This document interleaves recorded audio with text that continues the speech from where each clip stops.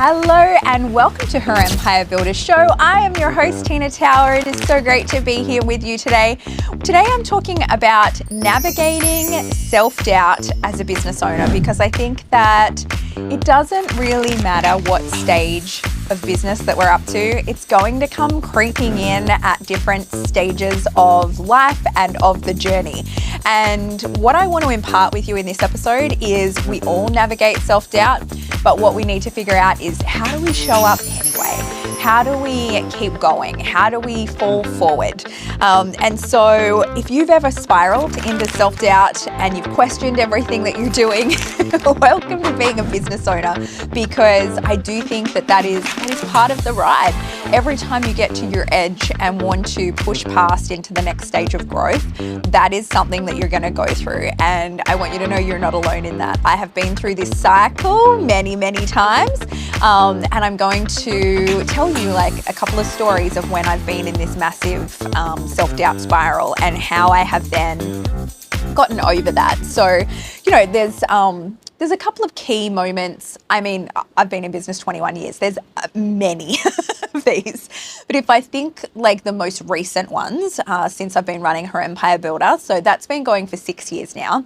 And probably one of my biggest ones was when we reached our first 100 members inside. So when I started, the goal was, what if one day I could build this business while having this lifestyle and making $20,000 a month? That was my ultimate dream. That's all I wanted when I started this business.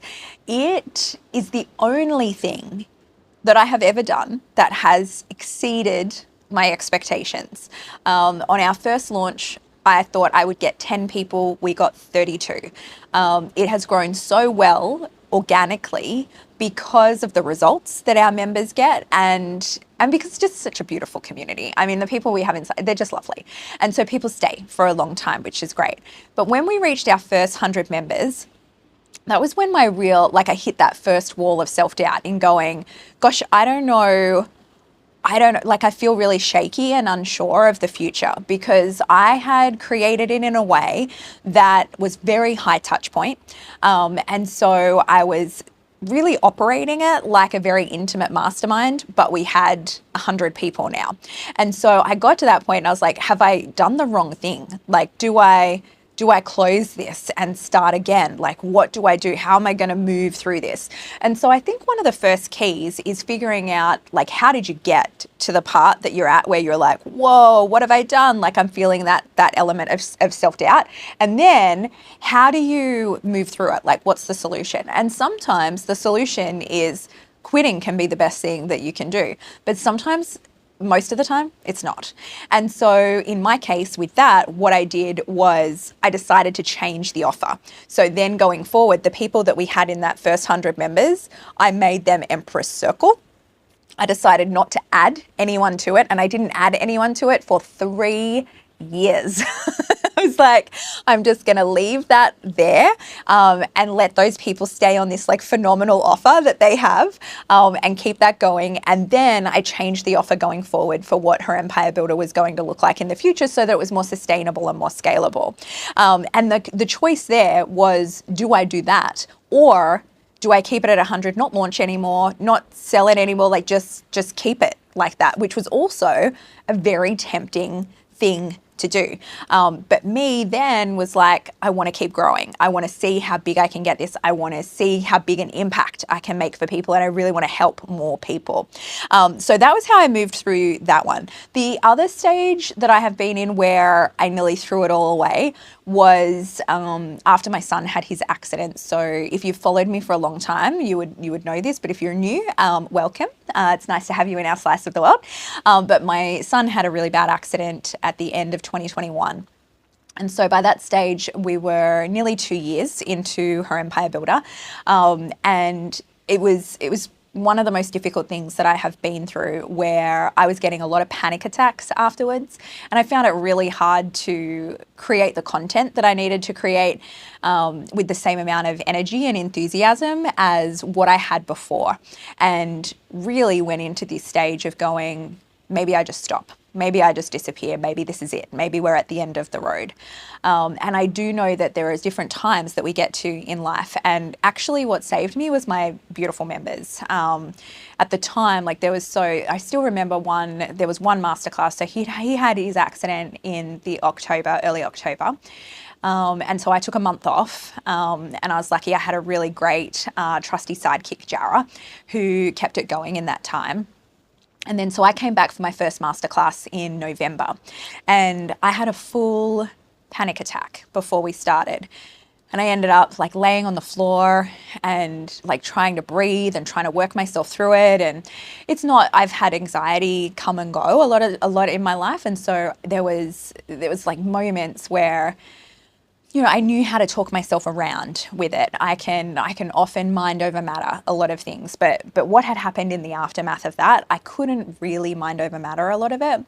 And so I never am late. I'm never late. I never miss a lesson. I never reschedule anything. Literally in 6 years, I haven't not showed up for a scheduled masterclass once. I haven't, like if I reschedule, like I reschedule 6 months in advance when I know something's there. Like I've never got to the week before and gone, oh, I can't do that now. Never. That does not happen. And I know that sounds like a really unrealistic expectation, but I know how busy people are. And if they've put something in their calendar, I never want to mess with that. And so I've just never done it. And so it never crossed my mind to go, you're not your best self right now. You're not going to deliver the best thing for them. Let's just cancel this. But because I was like, I've got 100 people on the other end of this call that are waiting for me to teach them something valuable. And so I showed up and I started, and I got about 2 minutes in and I was so clammy and my heart was racing a million miles an hour and I felt really faint. And often I find like when you name it, it gets a lot better. And so I just like took a breath and went, I'm so sorry. This is what I'm feeling at the moment. This is how I'm doing. And everyone was so beautiful. I mean, of course they were. Like most of our members, are mums. They resonate with that. They know how hard I work. They know how seriously I take it. They know the expectations that I put on myself for that. And I had so many like messages in the chat box and going like, we're here for you also. Don't worry, get off the call, look after yourself. Like we're going to be okay. And I really think if it wasn't for the support of my members in that time, I probably would have chucked it all in. I wouldn't have been able to get through that. And that is sometimes, so like my reasoning that I'm telling you both of these stories is sometimes we need to know how to get over things ourselves and be able to pull ourselves up by our bootstraps kind of thing. And then other times, let yourself be held up by others. And I think that as women especially, it is often really hard to accept help. We don't ever want to appear weak. I know in my case, that was definitely my issue. Was I didn't want people to think I couldn't cope. I didn't want people to think I wasn't okay. And so I wanted to put on like this brave face and soldier on. The more I did that, the worse it got. And so the more I was open and honest about it, the less power it had. And then eventually, like over the coming months, I was fine. And I got the occasional thing right up probably for about 3 or 4 months after his accident. It just come in the weirdest times, in the most odd scenarios, and usually very inconveniently. But I had so much support around me, and that's really what got it done. And so self-doubt can show up for all number of reasons. Sometimes, we're in different situations that will remind us of big traumatic things that we've gone through in the past. That's not like logically connected, but the feeling can be the same. So what I think is our brains are wired for safety. It's not wired for success. So our brains are constantly trying to keep us safe, which is great. That's what we're wired to do. But as we keep growing, as we try and do something that's out of our comfort zone, as we try and push past the edge of kind of what we've been capable of so far, that will kick in even more because your brain's trying to keep you safe. It doesn't want you to go into the land where you're being vulnerable, where you're in a situation where you don't know how you're going to perform. I think take going live for the first time or stepping onto a big stage. It's the same sort of thing that your brain is going, warning, like you're not safe here. And so that is when it's going to give you all of these thoughts of self-doubt so that you can keep yourself right safe where you are. And I think that a lot of the time, people think they're afraid of failure. But more people I talk to are actually more afraid of success than they are of failure. And that can sound really counterintuitive, because if I asked you logically, are you more afraid of success than you are of failure? 9 out of 10 people are going to say, oh my gosh, no, I want success. It's failure I don't want. But what I find is we're actually pretty good at dealing with failure. Like, think of all of the epic failures that you've had in your life so far. You survived, like you bounced forward, you sorted that shit out. Whereas when you get successful, that is when life changes. That is when your expectations of yourself will change. That is when other people's expectations on you will change. That is when you feel like you need to live up to this new success that you have experienced. And you've got further to fall, which makes it even scarier. And so I do think that the higher you climb, the more visibility, the more pressure you will feel, and the higher expectations that you'll put not only on yourself, but other people will put on you as well. And so that's when like imposter syndrome starts coming in, which is so prevalent, the language of this, with that whole feeling of like, who am I to be doing this? Like, am I good enough? Can I hold this space?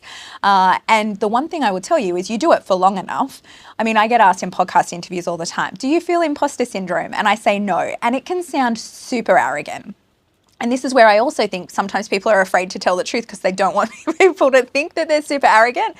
But I genuinely think I have been a tryhard my whole life. And I don't say that in a derogatory way. I say it in the way of I have tried my hardest, like A for effort, since I was a little girl. I am such an A-type personality. I want everything, like my expectations on myself are so super high, and I have constantly moved myself out of my comfort zone. I'm constantly trying to do better than before. I am not big on comparison, but I'm very big on comparing myself to my past self. And I always want to keep improving and keep growing. And so with that, I think I never feel imposter syndrome because I am not surprised by the success that I have, because I have worked at it for such a long time. I have pushed through so many different things that I do feel like I've earned what I have. And I think imposter syndrome is something that happens to us early on. And it was there early on. Like when I started franchising, there was a lot of that in going, gosh, who am I to be doing this? Like teaching all these other people, they're paying me so much money. Like, can I do this? And then when I started to see the proof and I could prove it to myself, then that started to dissipate. Comparisonitis is also another big reason why self-doubt shows up. Like comparing yourself to other people, seeing other people's highlight reels and not feeling like you're enough. And the thing that I want to tell you in that is often you're seeing people's front end. I know there's a big trend on social media now to, show the back end, be more authentic. But it's like, I mean, if I see someone crying on the internet, I'm like, that's not appropriate. It's like, oh my gosh, because the true fact is, if you're having a bad day in business and you're on there and you're like, I don't know if I can do this. This is so hard. No one's going to want to do business with you. No one's going to want to burden you. And so that's going to destroy your business. And so you still need to keep a professional facade there. But you're comparing the reality where you're working so hard. Like what you do when no one's watching is the thing that's going to make the biggest difference. But you don't see that with other people. And so comparing yourself to others can really make you have a lot of self-doubt and going, I'm not as polished as them, or I'm not as professional as them, or whatever it is. So my advice there is put your blinders on. Be like the horse in the horse race that has your blinders on and run your own race. Because if you can master that and only compare yourself to the you of before, it gets so much easier. Because That's all that you need to worry about. Like, only worry about making yourself proud. Make your past self proud. I will often, if I'm having a series of like crisis of confidence, or I'm having like self-doubt creep in, or I want to do something and I feel myself holding back because I think that I'm not ready or I'm not good enough or whatever it is, I will take myself back. I have an exercise where I take myself back to a series of different ages, and I'll go, right now I'm 41 years old. So I'll go, all right, what would 35-year-old Tina think about this? And so I'll go back into my body at 35, and I'll sit there and I'll look at my surroundings, and I know how old my kids are. I know where I'm sitting and what house we were living in at the time. And I'll really visualize that and go, if she knew that in 6 years, this is the opportunity that we'd have, would she be proud? Would she go for it? Would she be stoked? Like, let's visualize that. Then I'll go back to like 30-year-old, 25-year-old, 21-year-old, 15-year-old. And it's usually like by the time I get into my early 20s, she's like, go, this is awesome. Like, your past self, most of the time, would be so stoked. I really think that, like recently I've read, there's books by Beck Wilson. She has 2 books that I love, Epic Retirement and Prime Time. Great books. And she's like talking about this whole like prime time of life that we get between like kids moving out, like growing up, and before we're old, and how we've got this prime time that we can really live. And one of the things that she talks about is how many people get to their 60s and their 70s, and the stat is the biggest dip of happiness comes in your early 50s, because that's when most people realize that the expectations that they had for their life are never actually going to be met. And so we have this big dip in happiness levels in going, what I always wanted, the visualization that I had, it's not going to happen for me. Isn't that sad? Like, I'm like, no, I am not available for that. And so what you want to be thinking about is, how can you get to your 50s, your 60s and 70s and not feel like that? I do think my life now is so wildly different to the life I imagined when I was 20. I mean, I read my goals books from when I was 20, and it's like, I want to have a $10 million house, and I want to have a massive property portfolio, and I want to have this, and I want to have that, like a lot of these material type things, which I don't give a shit about them now at all. And so my life is very different, but it is way better than what I could ever imagine. And that is because I didn't know in my 20s what would be important to me now and what I would value now. I didn't know it would be all about time and experiences, which is the things that I like. I want to have great relationship with my husband, with my kids, with my friends. I want to have time for health. Like, a lot of it is around time, feeling like I'm valuably contributing to the world and making a positive impact, like all of these types of things. And I could never have imagined that then. But what I find really helpful is, if I'm scared to do something, in going back to my younger self and get her to talk me out of it, because you are in your head all the time and you are way more persuasive than anybody else. The other thing of why self-doubt shows up is isolation. This is massive in terms of self-employment, because we can be an echo chamber inside our own heads, which is why I love having a coach. Since I started my business, I've had so many different coaches and mastermind programs that I've been part of, and I have continuously been either privately coached or been part of a mastermind for 20 years straight. I don't have a private coach at the moment, but I am part of masterminds. And so what that does is can get me out of my head, so that if I need something kind of mirrored back to me, or I'm saying something but I'm not aware of the language that I'm using, whether it's self-depreciating or whatever it is, I can have other people in my mastermind go, hey, I'm not sure that that's 100% accurate. You might want to check yourself, being able to have someone question you, challenge you, encourage you, getting out of that isolation is so powerful, because walking alone, it can really amplify that doubt. So the sneaky ways, once you've got that self-doubt, it can be really sneaky in the way that it shows up in business. What that can look like is procrastinating on big ideas or launches. Like there's some people that I will work with inside Her Empire Builder, and they've been members for like 2 years, and then it'll be coming into launch and I'm like, is everything organized? You've got all the social media scheduled, you got all your emails done, like we're all organized. And it's like coming in hot. I mean, launch is next week and they're like, I'm getting there, but I haven't done it yet. And they end up posting on the day and it's this big pressure filled thing and it's like a terrible experience. And I always think that is a result of self-doubt. They're so worried about the result that it's paralyzing them with the fear and it's making them procrastinate on things, which is then going to be like a self-fulfilling prophecy. It looks like constantly tweaking and never shipping. So, say you've been working on your website for a year and not selling anything yet, or you've written your course but you haven't launched it, or you've got this idea sitting there but you haven't actually brought it to life. A lot of that is because of self-doubt. If you're undervaluing or underpricing your offers, this is a massive dead giveaway because of self-doubt. If you're not showing up on social media, if you are avoiding visibility, massive sign of self-doubt. And that is where I'm going to tell you how, like the tools and practices of how I work through that in a moment. The other is actually, so while I think don't walk alone through business, like get yourself out of isolation, there's also a line where you can seek too much validation before making decisions. So I think external validation is good to a certain extent, but a lot of it, like if I give you a really basic example of this, I'll see people make their new brand board, their logo, their colors, like really basic example, but putting that forward and then posting it in the Facebook group and going, which one do people think is the best? Now, if this is done as a marketing exercise to get people interested in your brand, awesome. Great strategy, love that for you.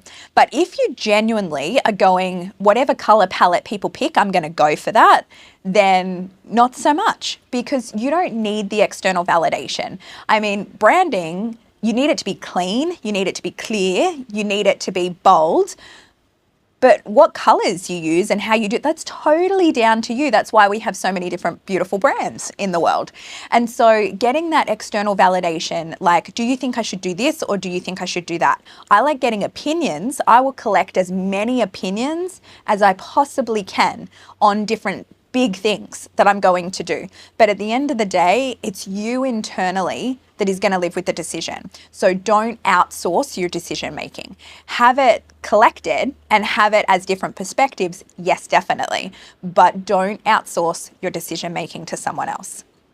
Now, tools and practices to actually work through it and not fight it. Like I said at the beginning, the biggest thing is acknowledging it. So naming the thought as soon as you can. If you are feeling like, for me, the dead giveaway if I'm procrastinating is if I open social media on my desktop. If I'm there and I open up Facebook or I open up Instagram, I'm like, all right, Tina, what are you avoiding? Like, what are you having trouble with here? And it's either I'm scared of the result, I'm pushing out of my comfort zone, or I'm bored.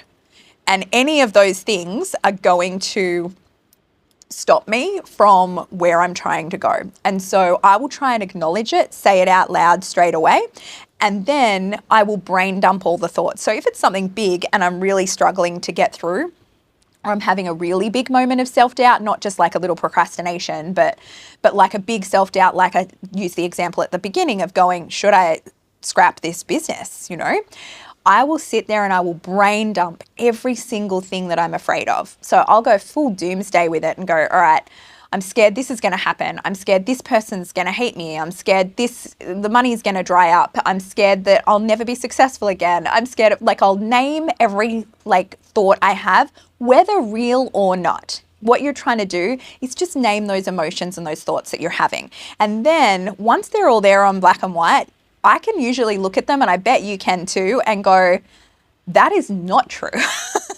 They're beliefs that your brain is injecting in there to try and keep you safe, but they're not true. And so then you're able to detach from it a little bit more and go, that's a thought, but it's not the truth. So then I do some journaling prompts. If I really need to work through it, I'll go, what would I do? So I've got 3 main journaling prompts that I'm going to share with you. The first is, what would I do if I fully believed in myself today? So if I looked at the situation, looked at what I wanted to do, but I had been holding myself back for whatever reason, I will look at that and go, if I fully believed in myself, if I knew that it didn't matter what happened, I'm going to be okay. I'm going to be safe. Even if I fail spectacularly, I'm not going to lose the things that are important to me. I'm going to be good. Then what would that enable me to do? The second is, what is the actual fear behind the hesitation? So Anthony Robbins has this practice that he goes, why, like 7 layers of why. And so when you're looking at something, the first response that you'll usually have, so why am I not doing this? Because I'm scared of showing up. Why? Because I'm afraid if I show up, people will judge me. Why?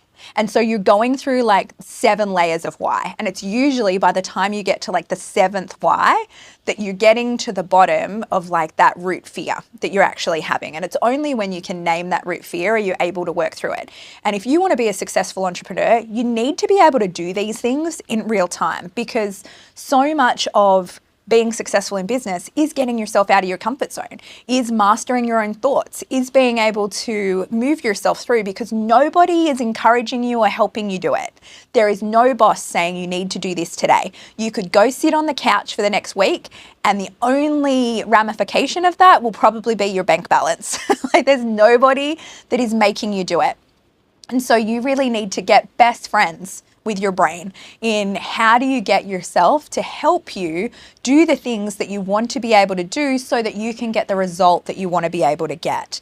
And so the third journal prompt that I use, which is my favorite, is where have I succeeded before and what did it take? So I'm very big on mindset, but I'm also very pragmatic. And so I will look for proof. So what I'll do is I'll look at trying to find proof of any similar situation I have gotten myself into and how I was okay. So take speaking on stages, for example. When I started speaking on stages, I found it very difficult, very difficult. I would feel nauseous, my hands would shake, like it was a shit show. But I wanted to get better at it because I knew that if I wanted to run the business I wanted to be able to run, I'm going to have to get good at presenting. And so it was really important to me to do that. Now, if I ever get nervous before I go on stage, which happens all the time. I still get nervous before I run a webinar. I still get nervous before I step on a stage. I'm going on a big stage next Friday, and I'm still feeling nervous about it. I know that when it gets like half an hour beforehand, my heart rate will start to change. I'll start to get a little clammy. I'll get a little skitsy. I'll start to think too fast and need to calm myself down. Like I know what is going to happen. I've been there enough to know that my whole nervous system is going to go, wait, no, we don't love this. But at the same time as I know that, I also know I'm really good at convincing myself to calm down. And so as soon as I start to go there, as soon as I start to look out at the crowd and feel my nervous energy rising up, I can go through this exercise. I can say, where have I succeeded before? And I can take myself back to the feeling of being on stage before, where I felt the love from the audience, where I was standing there solid on 2 feet with my back straight, with my head up. I felt proud. I could look out. I knew that what I had shared had helped people in the audience. I could see people smiling and laughing and enjoying themselves. I can see them clapping. I can see those aha moments dropping in, and I know that I've impacted someone positively. I can play that montage in my head so that I know we've succeeded here before. Yes, our nervous system is afraid because I'm thinking about myself right now. I'm not thinking about them. But if I turn it and think about the people in the audience, we've got this, we can do this. And then I take a deep breath and on I step. And so the better you can get at that, the quicker you can change your brain, the quicker you can change your nervous system and get the result that you've been looking for. So you've got to reframe failure. And I think it's not a sign that you're bad. I know that some people will experience this, especially a lot in the early days, and go, oh, I'm just not good at this. I'm just not cut out for this. But nearly every entrepreneur that I know has gone through this in the early days. Actually, I would be hard pressed to find anyone that hasn't gone through this in the early days. And so when you're in that learning phase, you've just got to reframe it. It's just all part of learning. And every single big win had a messy middle. Every single time. You just don't see it all the time, but every single big win had that messy middle. And doubt is just fear wearing a different outfit. So we can walk with it. It will, like, I don't think that we'll be in a stage of growth where there's an absence of fear, but what we can learn to do is walk alongside it. Don't let it take the driver's seat. Don't let it be the thing that is dictating all your decisions. You want to do that from your core. You want to do that from your soul-led intuition. You don't want to let fear take that driver's seat. Okay, so how I stay grounded when that self-doubt creeps in is I have, like, especially for big days, especially if I'm doing like a day of podcast recording or a day of coaching, I will protect my energy a lot so that I can stay in the right headspace. And that usually looks like what I'm doing the night before, as well as that morning routine. Like, can I get some movement in? Can I, like, when I wake up in the morning, making sure I'm being conscious about the thoughts that I'm letting take the driver's seat in my mind? Do I need to meditate? Like, really checking in and going, what do I need here, especially for the big days? I make sure I listen to something inspiring. So I'm really careful about the music I listen to, the podcasts, the audiobooks, the TV I watch, making sure that it's making me feel good. I'll constantly tap in with the purpose. So if I am going to do something and I have that feeling of like, oh, I can't do this, like, I will tap straight back into why. Why am I doing this and who is it for? And that makes it worth it. The second that I think that is not worth it, I will stop doing the thing. But if I am feeling like that self-doubt is coming in, I will take stock and go, why am I doing it in the first place? Who is it for? And if that is still worth it, on we go. I'll also talk to my trusted business friends. So most of my friends, I think because I've been in business for most of my adult life, most of my friends are business owners. And talking to them, especially when you're feeling a bit down and out, what they'll help you do is trust in your power. They will shine the light on you. They will G you up. They will cheer you on. And you can get that help from the people around you and get that support. And everyone needs cheerleaders, like we all do. And so find that group of trusted business friends that can build you up. I would also limit the amount of time on social media if your comparisonitis is loud. So if you are feeling like you're comparing yourself to a lot of people and that's not having positive effects for you, which it rarely does, then I would use something like Opal. Opal is the app blocker that I use on my phone, and you can limit the amount of times you can open it a day. You can limit the amount of times you're able to access it, like the amount of length of time. Mine is blocked from 7 p.m. till 7 a.m. and then it's blocked from a Thursday night till a Monday morning. So that way it really limits your social media usage, which is good for your brain. So rebuilding, after you go through all of this, how you can rebuild with the confidence and action is to take small steps. So a lot of the time we think success is made in these like big giant leaps, but that's actually not how sustainable success happens. It happens in the little baby steps, consistently performed. So doing that one little next thing, that just these micro actions are just going to build your confidence one on top of the other. And then before you know it, you're like, oh my gosh, I got here. Like, this is awesome. But it's usually not these big, massive leaps. It's usually these small little micro courageous steps that you're taking, because the action gives you that evidence. So like my journal prompt I mentioned before with, where have we done this before? How, like, give me the proof that I'm going to be okay. This is where micro steps help, is because you can do that thing and then you can tell yourself, well, we did that. So if we did that, we can do this next thing. Like, let's just take that next small, courageous step. Confidence also, I think, doesn't precede success. It's built by showing up again and again. It is the thing that comes after the success. And I think a lot of people are waiting for this like infamous feeling of confidence before they step onto the stage, or before they go live on social media, or before they run a masterclass or a live event, or whatever it is that you're wanting to do. You're like, well, I haven't built my confidence up yet. But confidence is built by doing the thing and letting the fear walk alongside you. It comes after the event. So create a proof file. Like, let yourself mentally be able to keep stock of all those things, but also tangibly. So I have an email folder in my email account called Sentimental Happy. And what I do is whenever I get positive feedback, whenever I get a nice email, it goes into there so that if I'm having a bad day, which we all get bad days, and I'm sitting there going, I'm at a bit of a loss confidence-wise, or a bit of self-doubt is creeping in, or I want to do something big that I've never done before, I will go in and I'll read those, because one of my biggest values is I want to feel like I'm positively contributing. I want to add value to people's life. I don't want to be here to just be noisy. I don't want to just take up space. I want it to have a purpose. I want it to be intentional. And so sometimes when I'm going to do something, I'm like, is this really needed? Is this going to help people? It's very helpful to go back and then see the people that I've actually helped and know that the work that I do matters. And we need that sometimes. We need that reminder to go, if you if you do this thing, look at the people that you can help. And that's what it's all about.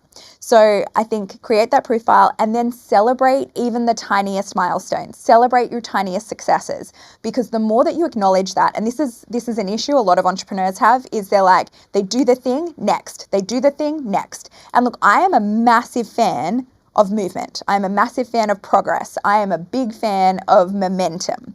But you also want to acknowledge all of the steps that you've taken. You also want to acknowledge how far you've come, because that is what is going to build that confidence that's going to allow you to do bigger and better things. That is the reason I don't have imposter syndrome, is because I celebrate all of those little micro moments to the point where if, like in situations where some people would feel imposter syndrome, I'm like, no, I'm awesome. Like, I earned this. I deserve this. And I don't think that's in an arrogant way. I think it's in the way of the proof is there. Like, you have the receipts. You are able to go, I worked hard, I did what I was meant to do, and I got the result. And if you celebrate that, it will imprint on your brain so that you know you're the type of person that follows through. You know you're the type of person that sets a goal and goes for it. You know you're the type of person that can trust yourself. And so you've got to cultivate that relationship with yourself so that you're able to, I sound like there's two parts. Have you read Richard Schwartz? Richard Schwartz has this book, No Bad Parts. And it's this, I used to think it was crazy until I read this book, in going the different parts of yourself that talk to yourself. But he talks about the different parts of yourself and how you can talk to the part that's fearful. You can talk to the part that's content. You can talk to all the different parts of yourself so that you can all come together and work together instead of fighting against different parts of yourself. So if you're interested in that, look up his book. It's a very difficult, chewy book to read. It is probably one of the hardest books I've ever read. It's definitely taken me the longest for the size that it is, but it's beautiful work. Gabby Bernstein wrote a book called Self-Help, which kind of, I shouldn't use the word dumbs down, but that's what it does. It takes that concept that Richard Schwartz made and it makes it a lot more palatable for the masses. So if you want that version, go Gabby Bernstein's Self-Help. But if you want the real version, go Richard Schwartz, No Bad Parts, if you want to read more on that. So when to rest and when to keep going is a good thing to talk about, because sometimes doubt is just a signal that you need to rest.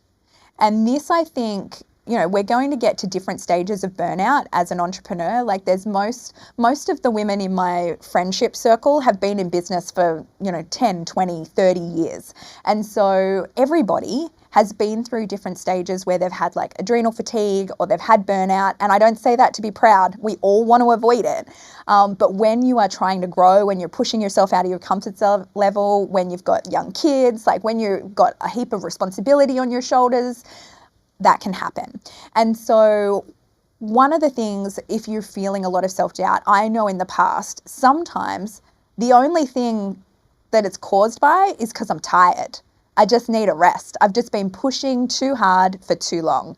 And so sometimes it's not the reflection that we need to quit or that we're even having massive self-doubt. Sometimes we're just sleepy.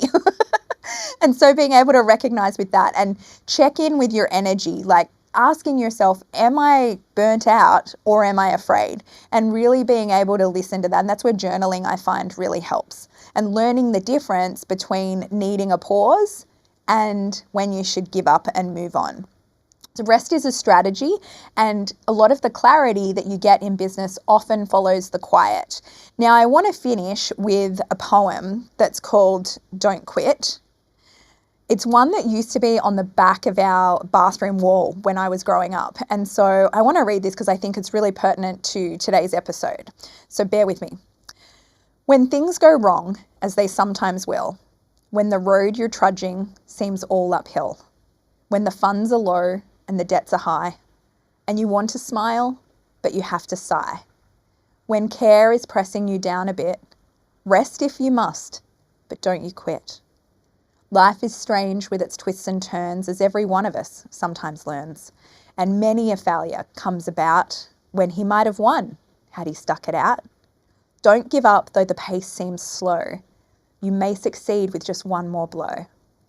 Success is a failure turned inside out, the silver tint of the clouds of doubt, and you never can tell how close you are. It may be near when it seems so far. So stick to the fight when you're hardest hit. It's when things seem worse that you must not quit. And I love that as a reminder because I see too many people have like a graveyard of broken dreams. And that is why I think the happiness levels of people dip in their early 50s, is because people let their dreams die just before they're about to take one more blow and hit that success. And a lot of being able to withstand that, a lot of being able to sustain that, and because in your own mind, that's all that matters, is in your own mind, your life is a success. And the measuring stick of success is so wildly different from person to person. And so whatever your yardstick is, if you pursue that, if you go after that, if you can master your mindset to the point where you can do the things that you want to do to have the life that you want to have, you've won. And it means that you'll be one of the happy 50-year-olds. And that is what I want for you. You don't need to be confident to be courageous. Take those micro steps and you will be absolutely amazed at just how far you can go. So think of that one thing that you've been putting off because that self-doubt has crept in. And my friend, go